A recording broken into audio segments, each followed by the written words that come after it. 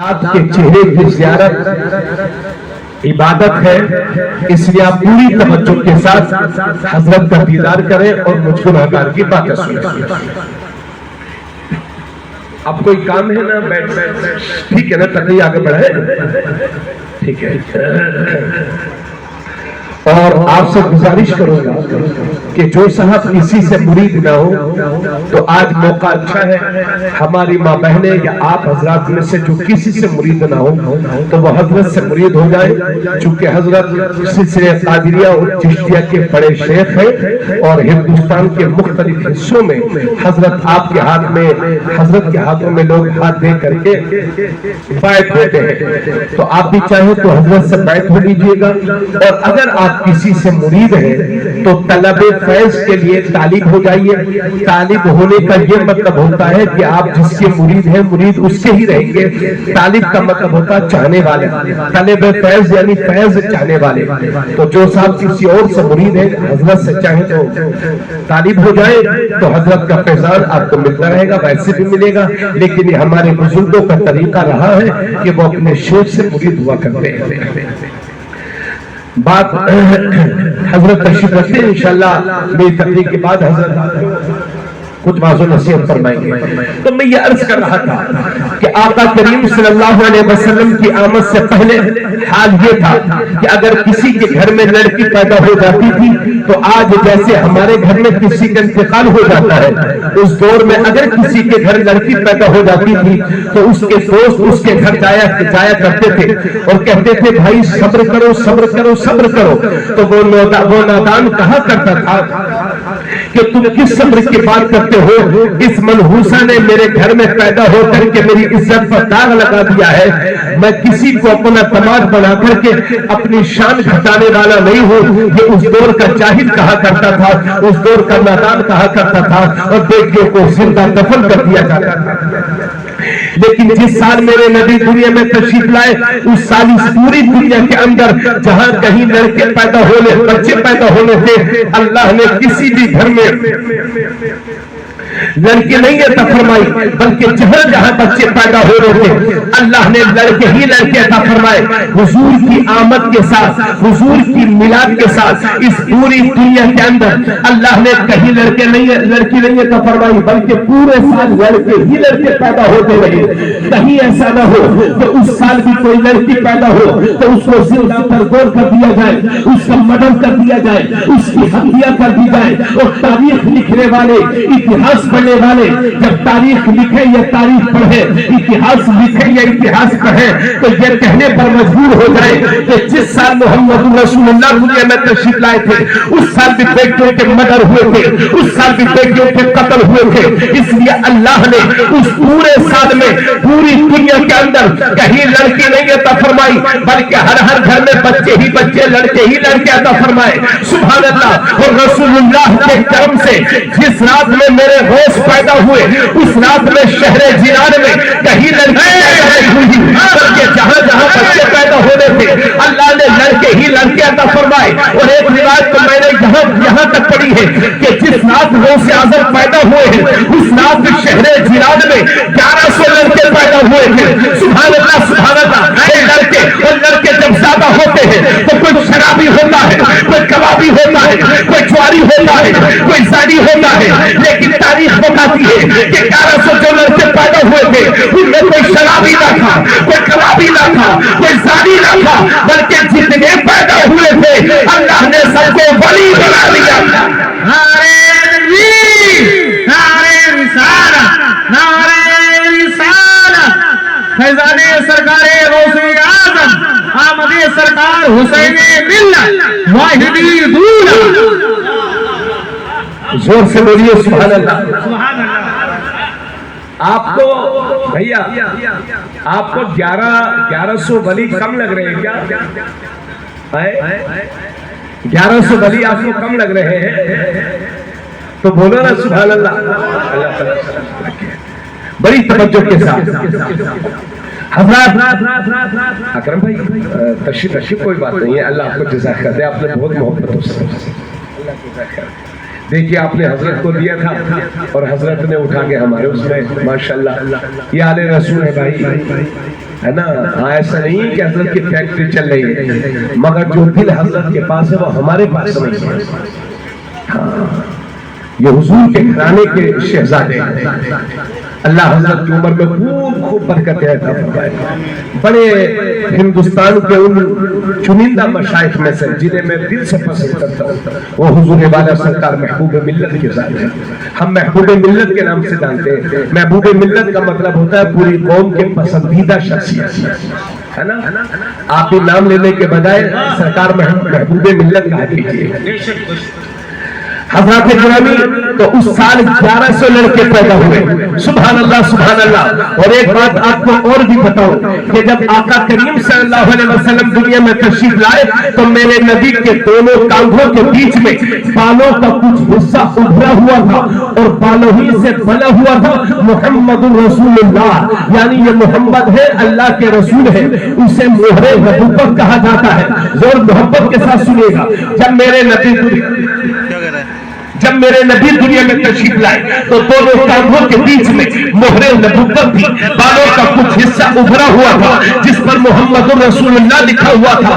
اگر میرے نبی کی نبوت میں کسی کو شک ہوتا تو وہ حضور سے عرض کرتا، میرے نبی پناہ شریف ہٹاتے اور وہ حضور کی مہر نبوت کا دیدار کرتا اور کلمہ پڑھ کے مسلمان ہو جاتا۔ یہ ہے میرے نبی کی شان۔ تو جب میرے نبی دنیا میں تشریف لائے تو دونوں کاندھوں کے بیچ میں مہر نبوت تھی اور نبی کے کرم سے جب میرے غوث دنیا میں تشریف لائے تو دونوں میرے غوث کے دونوں کاندھوں کے بیچ میں حضور کے پیروں کے نشان پاک موجود تھے۔ نعرہ تکبیر، نعرہ رسالت، فیضان سرکار غوث اعظم۔ کیونکہ جب معراج کی شب میں، معراج کی رات میں اللہ کے نبی سفر معراج کے لیے تشریف لے جا رہے تو سدرۃ المنتہا پر پہنچ کر کے حضرت جبرائیل نے جواب دے دیا تو اللہ نے روح غوث اعظم کو وہاں حاصل کیا اور میرے غوث کو حضور کی سواری بننے کا شرف حاصل ہوا ہے۔ سبحان اللہ، یہ بہت بڑی بات ہے جسے آپ محسوس کریں۔ سبحان اللہ سبحان اللہ۔ اس شان کے ساتھ میرے نبی میرے غوث دنیا میں تشریف لا رہے ہیں۔ کچھ باتیں میں نے آپ کو ابتدائی باتیں بتا ہی تھی، اب ذرا آگے بڑھیے۔ جب 4 سال کے ہوئے، مدرسے میں جانے کے لائق ہوئے تو آپ کی ماں آپ کو مدرسہ لے کر کے گئی۔ آج پہلا دن ہے مدرسے میں لے جانے کا۔ آپ کے والد صاحب نہیں بلکہ آپ کی ماں کو مدرسہ لے کر کے گئی، پہلا دن ہے۔ استاذ کے سامنے بیٹھے، استاذ نے فرمایا پڑھو عبد القادر بسم اللہ الرحمن الرحیم الحمدللہ رب العالمین۔ تو ہمارے غوث شروع کرتے ہیں بسم اللہ الرحمن الرحیم الحمدللہ رب العالمین الی آخری الف لام میم ذالک الکتاب لا ریب فیہ الی آخری سیقول السفہاء من الناس ما ولاهم عن قبلتهم التي كانوا عليها الی آخری تلک الرسل فضلنا بعضهم على بعض الی آخری۔ استاذ نے صرف بسم اللہ پڑھایا اور غوث اعظم نے ایک ہی بیٹھک میں 18 پارے سنا دیے۔ سبحان اللہ سبحان اللہ۔ تو استاذ مسکرا کے بولے بیٹا عبد القادر پڑھنے آئے ہو کہ پڑھانے آئے ہو، کلاس لینے آئے ہو کہ کلاس دینے آئے ہو، سیکھنے آئے ہو کہ سکھانے آئے ہو، سمجھنے آئے ہو کہ سمجھانے آئے ہو؟ بیٹا عبد القادر یہ 18 پارے تم کو کہاں سے یاد ہو گئے؟ تو ہم سب کے غوث فرماتے ہیں استاذ محترم معاملہ یہ ہے کہ میری ماں 18 پاروں کی حافظہ ہے اور جب میں اپنی ماں کے پیٹ میں تھا تو میری ماں کام بھی کرتی تھی اور قرآن کریم کا پڑھ بھی کرتی تھی اور عبد القادر اسے یاد کرتا چلا۔ نعرہ تکبیر، نعرہ رسالت، فیضان سرکار غوث اعظم، آمد سرکار حسین ملت۔ واہ واہ واہ۔ اس سے یہ پتا چلا کہ بچے کا سب سے پہلے اسکول اور مدرسہ ماں کی گود ہوتی ہے۔ بچے کا سب سے پہلے اسکول اور مدرسہ ماں کی گود ہوتی ہے۔ اگر ماں کی گود سے بچے کی صحیح تربیت ہوئی تو پھر بچہ ترقی کرے گا۔ اور اب آپ کے ذریعے سے میں خاص بات کہنا چاہتا ہوں، الحمدللہ سال بھر میں کم سے کم 10-15 तकरीरें तो हजरत की सरपरस्ती में होती है। अभी परसों भी इंशाल्लाह शहर आगरा में हजरत की सरपरस्ती में बहुत बड़ा जलसा हो रहा है। इंशाल्लाह हजरत के हुक्म पर मैं भी उस जलसे में शिरकत करूंगा। तो माशाल्लाह हजरत की दुआएं हैं, बहुत सारे जलसों में हजरत की सरपरस्ती में मेरी तकरीरें होती हैं और मैंने वहां पर जहां जहां तकरीर हो रही है पिछले 2-3 साल से अल्हम्दुलिल्लाह मैं खास तौर से औरतों के बारे में कुछ न कुछ जरूर कहता हूं। अब मैं क्या कहना चाह रहा हूं उसको समझिए बड़ी तवज्जो के साथ। और आपने एक बात बार बार सुनी होगी, किस्सा नहीं है वो, बुजुर्गों की किताबों में लिखा है कि गौस पाक के वालिद सैयद अबू सालेह मूसा जंगी दोस्त 3 दिन के रोजे से थे। दरिया में बहता हुआ एक सेब आया, बड़ा मशहूर वाकया है। आपने उठा करके खा लिया। वाकये को तू देना मकसूद नहीं है, एक खास बात उसमें अर्ज करनी है। आपने खा तो लिया मगर दिल ने गवाही दी कि मालिक की इजाजत के बगैर खाया है, चलो माफ करा लेता हूं। तो दरिया के मुखालिफ समत चलते रहे, यानी जिधर से पानी बह करके आता उधर, जिधर जाता उधर नहीं बल्कि जिधर से आता उधर चलते रहे चलते रहे चलते रहे। एक बाग नजर आया सेबों का, एक दरख्त जिसकी शाखें नहर की तरफ लटकी हुई थी। आपने अंदाजा फरमा लिया कि लगता है ये सेब यहीं से बह करके गया है। आपने पता किया कि बाग किसका है। मालूम हुआ कि हजरत सैयद अब्दुल्ला सोमई का। आप उनके पास तशरीफ ले गए, कहा हुजूर आपकी इजाजत के बगैर मैंने एक आपके बाग का बहता हुआ एक सेब मैंने उठा करके खा लिया, हुजूर मुझे माफ फरमा दीजिए। तो सैयद अब्दुल्ला सोमई समझ गए, या अल्लाह जिस नौजवान की नौजवानी के तकबे का यह हाल है उसके बुढ़ापे में तकबे का आलम क्या होगा। उन लोगों को नसीहत हासिल करनी चाहिए जो पूरी जिंदगी दूसरों के खेतों से मूली तोड़ तोड़ कर खाते हैं। उन्हें सबक हासिल करना चाहिए जो दूसरों के खेतों से गन्ना तोड़ तोड़ के खाते हैं। उन लोगों को सबक हासिल करना चाहिए जो दूसरों के खेतों से सब्जियां चुरा चुरा करके खाते हैं और फिर सोचते हैं कि हमारे घर में गुलामे गौसे आजम पैदा हो जाए, हमारे घर में बड़ी पैदा हो जाए। हराम लुक़मे खिलाओगे अहलिया को तो बड़ी पैदा होने की उम्मीद रखते हो। अल्लाह की कसम ऐसा कभी नहीं हो सकता। मेरे नबी फरमाते हैं जिसके पेट में एक लुक़मा हराम तक पहुंच जाता है 40 दिन तक उस बंदे की कोई भी इबादत कबूल नहीं होती है। ये मेरे नबी फरमाते हैं। हज़रात तो वो नौजवान अर्ज करते हुजूर सेब को माफ कर दीजिए। कहा ठीक है माफ तो कर दूंगा मगर 12 साल तक मेरे बात की रखवाली करनी होगी। 12 साल तक बात की रखवाली करते रहे और ये 12 साल कोई मुश्किल वाले नहीं थे क्योंकि हजरत सैयद अब्दुल्ला सोमई की शक्ल में एक तरबियत करने वाली निहायत अजीम शान शख्सियत मिल चुकी थी। 12 साल के बाद फिर हाजिर हुए, हुजूर अब तो माफ कर दीजिए। कहा ठीक है माफ कर दूंगा लेकिन मेरी एक शर्त और है, मेरी एक लड़की है उससे तुम्हें शादी करनी है, उससे तुम्हें निकाह करना है। और ये बात भी सुन लो कि जिस लड़की के साथ तुम्हारा निकाह होना है वो कानों से बहरी है, आंखों से अंधी है, हाथों से माजूर है, पैरों से माजूर है, उससे तुम्हारी शादी होगी। कहा हुजूर उसके बगैर कोई चारा नहीं। कहा नहीं। कहा ठीक है मंजूर कर दिया, निकाह हो गया। और जब पहले दिन अपनी बीवी के हुजरे में गए तो सलाम करते हैं अस्सलाम वालेकुम, तो पलट के जवाब मिलता है वालेकुम अस्सलाम। तो क्या देखते हैं हजरत सैयद अबू सालेह मूसा जंगी दोस्त कि ऐसी हसीन और खूबसूरत लड़की बैठी हुई है कि जिसके हुस्न को देखकर चांद भी शर्मिंदा हो जाए। सुभान अल्लाह सुभान अल्लाह। उल्टे पांव वापस हो गए कि कहीं गलती से मैं दूसरी जगह तो नहीं चला गया। तो आपके वालिद मोहतरम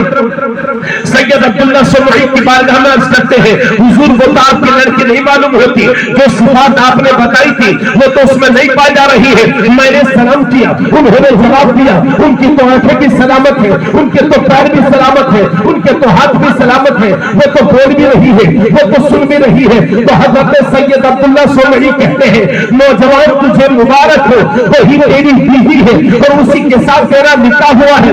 اور سن, میں نے اپنی بیٹی کو نابینا اس لیے کہا تھا کہ جب سے میری بیٹی بڑی ہوئی ہے اس وقت سے لے کر آج تک میری بیٹی نے کسی اجنبی مرد کو اپنی آنکھوں سے دیکھا نہیں ہے. اور میں نے اپنی بیٹی کو پہلی اس لیے کہا تھا کہ میری بیٹی نے شریعت کے خلاف کبھی ایک جملہ نہیں سنا ہے. اور میں نے اپنی بیٹی کو لنگڑی اس لیے کہا تھا کہ میری بیٹی نے کبھی شریعت کے خلاف ایک قدم نہیں اٹھایا ہے. میں نے اپنی بیٹی کو ہاتھوں سے معذور اس لیے کہا تھا کہ میری بیٹی نے شریعت کے خلاف کوئی کام نہیں کیا ہے. مجھے کہنے کو جب ماں ایسی ہو اور جب باپ ایسا ہو, جب دونوں امید رہے تو اس گھر میں غوث اعظم کا جنم ہو. نعرے تکبیر, نعرے رسالت, نعرے رسالت. سرکار غوث اعظم, فیضان سرکار غوث اعظم علامہ تبریز عالم صاحب قبلہ, آمد سرکار حسین ملت. واہ واہ واہ, زندہ باد, زندہ باد. تو یہ عرض کر رہا تھا میں, آج مسلمانوں کے گھروں میں جو بے پردگی ہو رہی ہے, اللہ کی پناہ. شادی بیاہ میں ابھی سردیوں کا موسم آ رہا ہے. ارے یار باتیں مت کرو, ادھر دیکھا کرو, بے قدری مت کیا کرو, تھوڑی سی زبان کو بند بھی رکھ لیا کرو. ذہن منتشر ہوتا, تقریر کرنا کوئی کھیل تماشا نہیں ہے. آپ لوگ کھیل تماشا مت سمجھا کرو. وہ کرانے والے سے پوچھو, کرنے والے سے پوچھو. وہ 1 سال کے بعد اکرم بھائی آئے بیچارے میں سے, سرکار غوث اعظم کی محبت میں انہوں نے 11ویں کی اور جلسہ رکھا, اس سے یہ صاحب قبلہ کی دعوت لی.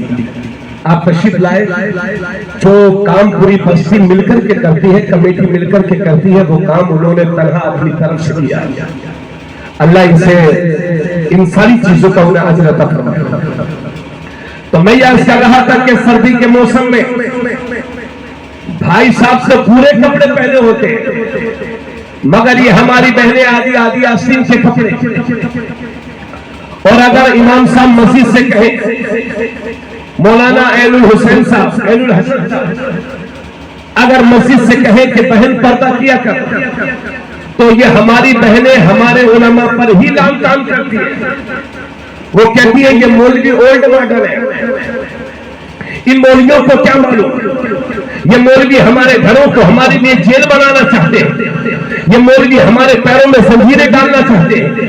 ایک تو خود ان ماں بہنوں کا دماغ خراب ہے, اور دوسری کچھ باتیں طاقتیں انہیں بھڑکانے پہ تلی ہوئی ہے.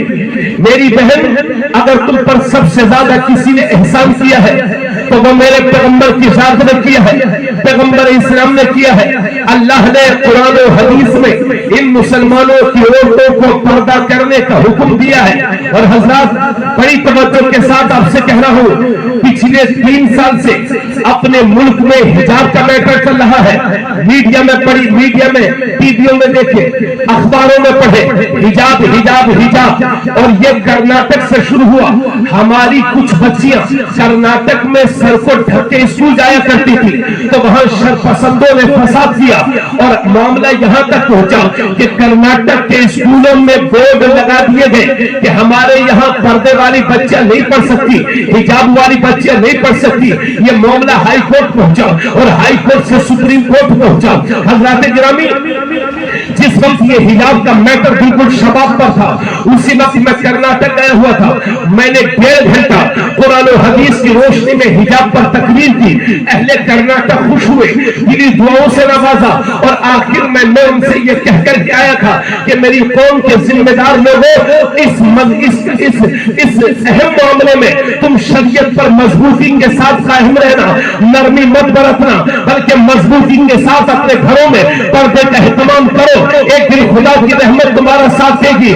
اللہ کا کرم ہوا, میں اس سال پھر جنوری میں وہاں کرناٹک گیا, تو میں نے دیکھا کہ وہاں حالات بدل چکے ہیں. سب परिवर्तन हो चुका है। और जो मंत्री हिजाब के मैटर में सबसे ज्यादा नाटक कर रहा था, अल्लाह ने उसे जलील फरमा दिया, रुस्वा फरमा दिया। बस और जिन स्कूलों के गेट पर लिखा हुआ था कि हमारे यहाँ पर्दे वाली बच्चियां नहीं पढ़ सकती, उन स्कूलों के गेट पर लिखा हुआ था कि हमारे यहाँ पर्दे वाली बच्चियां पढ़ सकती है। बस यही तो आपसे कह रहा हूँ, मायूस ना हो, ना उम्मीद ना हो, फिक्र ना करो, ये बादल है, छट जाएंगे।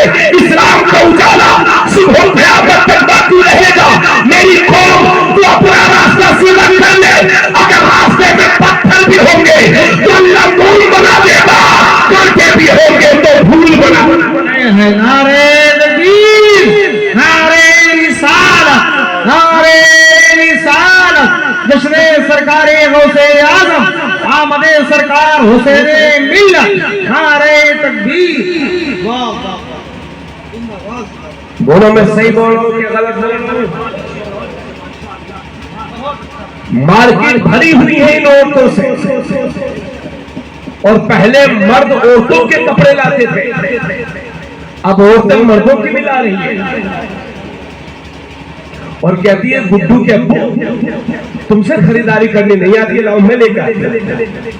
तो दुकानदार गुड्डू के अब्बा को जो कपड़ा 400 का होता है वही गुड्डू की अम्मा को सीधे 800 की बता।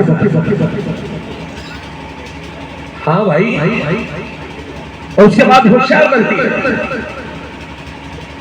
बगैर यही हाल है, मज़ारों पर हाजिरी लगा रही है, बाबा साहब आ गए, फलां की सवारी आ रही है, फलां की सवारी आ रही है। पर मेरी बहन अल्लाह, और मसला के आला हजरत को आपने हमने बदनाम करा रखा है। आला हजरत से किसी ने पूछा कि हुजूर औरतों का मज़ार शरीफ पर जाना जायज है कि न जायज?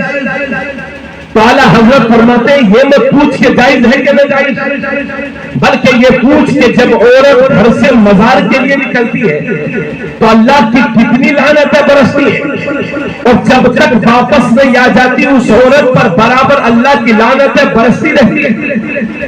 ए मेरी बहन, अगर तेरा शोहर घर में बीमार है और उसे तेरी खिदमत की जरूरत है और तू चली है अजमेर शरीफ, तो अजमेर वाला ख्वाजा तुझसे कभी खुश न होगा। मज़ारों पर भीड़ लगाई हुई है, मार्केट में भीड़ लगाई हुई है। 10 मुहर्रम को इमाम हुसैन शहीद हुए, लेकिन उन औरतों ने 10 मुहर्रम को मेलों का दिल बना दिया। ये तरह तरह के मेले, बेपर्दी शादी ब्याह में देखो तो अल्लाह की पनाह ये हाल है हमारे। और याद रखिए, मैं अपनी बहनों से कहूंगा कि पर्दे का एहतमाम करो, पर्दे का एहतमाम करो, क्योंकि जब बाप एक होता है और मां नेक होती है तब नेक बच्चे पैदा होते हैं। और ये भी अर्ज कर दो कि आज की औरतें चाहे कितनी भी नेक बन जाए, मगर आज की औरतों के पेट से कोई हुसैन नहीं पैदा हो सकता, ये मैं मानता हूँ। मगर ये भी मानता हूँ कि हुसैन तो नहीं पैदा हो सकते, मगर गुलाम हुसैन जरूर पैदा हो सकते हैं।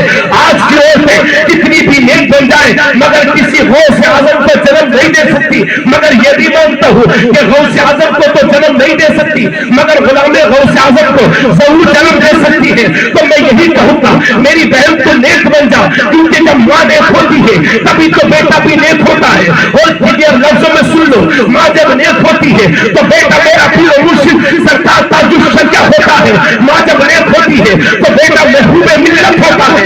माँ जब साहिदा होती है तो बेटा मुफ्ती आमल होता है। माँ जब आबिदा होती है तो बेटा आला हजरत होता है। माँ जब मुत्तकिया होती है तो बेटा पीर अब्दुल वाहिद दिलगिरामी होता है। माँ जब साजिदा होती है तो बेटा तहरीर निजामुद्दीन होता है। माँ जब साबिरा होती है तो बेटा तबीयत का साबिर पिया होता है। माँ जब आबिदा होती है तो बेटा तहरीर निजामुद्दीन होता है। माँ जब नेक होती है तो बेटा गरीब नवाज होता है। माँ जब अब्दुल खैर होती है तो बेटा गौसे आज़म होता है। और माँ जब फातिमा होती है तो बेटा हुसैन। नारे तकबीर, नारे रिसालत, नारे रिसालत, फैज़ाने सरकारे गौसे आज़म, मसलके आला हजरत, आमदे सरकार हुसैन मिल्लत। वाह वाह वाह, जिंदाबाद जिंदाबाद। बोलो तो आप वो भी चाहिए और ये भी चाहिए। अपने बुजुर्गों की दास्ताने जिंदगी तो देखो, सिर्फ सेब वाला वाकया सुनते रहते हैं, अमल की कोशिश नहीं करते। वो कोई मामूली चीज नहीं है। ध्यान दीजिए। और अपनी माँ बहनों से कहूंगा, आपके जरिए से मेरी बात अपने घर तक पहुंचा दीजिए। और जो मेरी बहनें मेरी तकरीर को सुन रही है, मैं उनसे भी गुजारिश करूंगा कि वो सिर्फ सुने ही नहीं बल्कि अमल भी करें। हजरत गिरामी, मैं ये अर्ज कर रहा था, अल्लाह के नबी सल्लल्लाहु अलैहि वसल्लम फरमाते हैं, अगर अल्लाह के सिवा किसी को सजदा करना जायज होता तो मैं इन औरतों को हुक्म देता कि अपने शोहरों को सजदा करें। मगर अल्लाह के सिवा किसी को सजदा करना जायज नहीं है, इसलिए ये औरतें सजदा तो नहीं करेंगी। समझ गए? मगर इससे पता चलता है कि शोहर की अहमियत कितनी है। पूरी तवज्जो रखें मेरी बात पर। आज हमारे घर घर में लड़ाई, कहीं मियां में लड़ाई, कहीं मां और बच्चों में लड़ाई, कहीं मियां बीवी में लड़ाई। ये लोगों, इस्लाम के दामन की पनाह ले लो। अल्लाह के नबी सल्लल्लाहु अलैहि वसल्लम फरमाते हैं कि तुम में से कामिल ईमान वाला वो है जिसके अखलाक अच्छे हो। आप हज़रात की समझ में नहीं आ रही कि मेरी बातें? बोलो भाई, आ रही है समझ में? तो थोड़ा आपकी तरफ से मुझे कुछ हौसला मिलना चाहिए, है ना? अल्लाह के नबी सल्लल्लाहु अलैहि वसल्लम फरमाते हैं कि कामिल मोमिन वो है, कामिल ईमान वाला वो है जिसका अखलाक अच्छा है। और तुम में से बेहतरीन मुसलमान वो है जो अपनी बीवी के लिए नरम दिल रखता है। आज हाल ये है कि बाहर से पिटिया आएंगे मगर बीवी के सामने सिकंदर बनेंगे। बाहर से गाली खा करके आएंगे और बदला उस बेचारी औरत से लेंगे जो इसकी खिदमत कर रही है। एक सहाबी अर्ज करते हैं, या रसूलल्लाह सल्लल्लाहु अलैहि वसल्लम, हमारी बीवियों का हक हम पर क्या है? तो अल्लाह के नबी सल्लल्लाहु अलैहि वसल्लम फरमाते हैं, तुम्हारी बीवियों का हक तुम पर यह है कि जैसा तुम खाओ वैसा उन्हें खिलाओ, जैसा तुम पहनो वैसा उन्हें पहनाओ। और अगर किसी शरई जरूरत के तहत बीवी को मारना पड़ जाए तो हुजूर फरमाते अपनी बीवी के चेहरे पर ना मारो और अपनी बीवी को गाली ना दो और उसे तन्हा ना छोड़ो, मगर घर में यानी घर के सिवा उसे कहीं तन्हा छोड़ के मत जाओ। तो इस्लाम ने मर्द के हुकूक भी रखे, औरतों के हुकूक भी रखे। आज जो हमारे घरों में नाफरमानी, जब मियां बीवी में बनती नहीं तो बीवी शोहर की सुनती भी नहीं, फिर वो मार्केट के चक्कर भी लगाती है, मेरे ठेलों के भी चक्कर लगाती है। इसलिए मैं उन लोगों से कहूंगा जो जिनका निकाह हो चुका है या जिनका होने वाला है कि खुदारा इस्लामी अहकाम को सीखने की कोशिश करो, हुजूर के दामन में पनाह ले लो और नेक बन जाओ। आज हमारे घरों में बेपर्दगी का आलम यह है, बेपर्दगी का आलम यह है कि अगर किसी के घर में किसी का इंतकाल हो जाए तो हम देखते हैं कि बीवी अलग रो रही है। तवज्जो रखिए पूरी मेरी तरफ, बीवी अलग रो रही है, बेटी अलग रो रही है, पोती अलग रो रही है ना, माँ अलग रो रही है।